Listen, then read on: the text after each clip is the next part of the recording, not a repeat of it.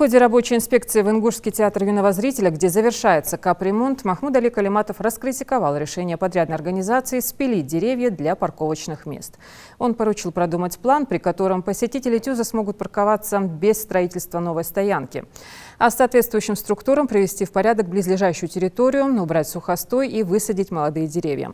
Напомним, капитальный ремонт здания начался в середине 2020-го, его планируется завершить до конца текущего года.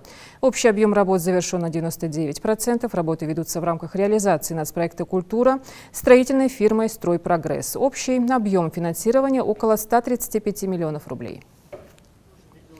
Новые деревья посадить, молодые.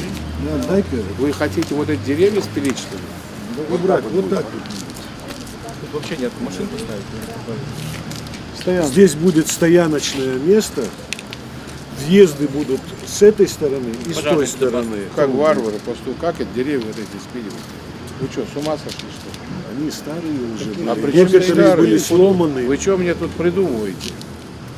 О, аж худуть, стоянка жуткая. Вы что? Ее выращивать, вы посадите тут пару елочек мне. Кто разрешение вам давал? Вы не имеете права. Это уголовная статья есть.